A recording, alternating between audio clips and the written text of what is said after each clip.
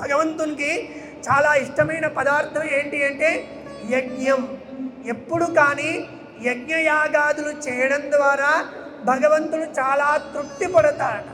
ఇంకేది చేసినా భగవంతుడు తృప్తి పడడు, కానీ యజ్ఞయాగాదుల ద్వారా మాత్రమే భగవంతుడు తృప్తి పడతాడు. ఎందుకు? చాలా ఆకలిగా ఉన్నవాడికి మనం అన్నం పెడితే ఎంత తృప్తి పడతాడు? ఒక ₹1,00,00,000 ఇచ్చిన దానికంటే ఎక్కువ తృప్తి పడతాడు. అంటే ఒక కడుపు నింపితే ఎంత సంతృప్తి పడతాడు? అట్లా భగవంతుడికి కడుపు నింపడం ఎట్లా?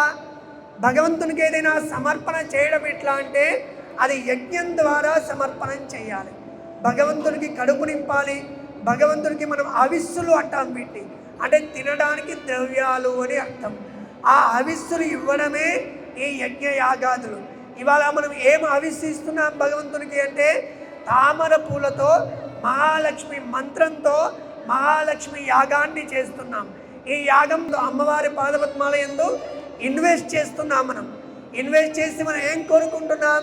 సహస్ర గుణముత్సృష్టం ఆదత్తే రసం రవి అంటుంది శాస్త్రం. ఉదాహరణకి మనం సముద్రంలో నుంచి నీళ్లు తీసుకుంటాడు సూర్యుడు. అవి ఉప్పు నీళ్ళే.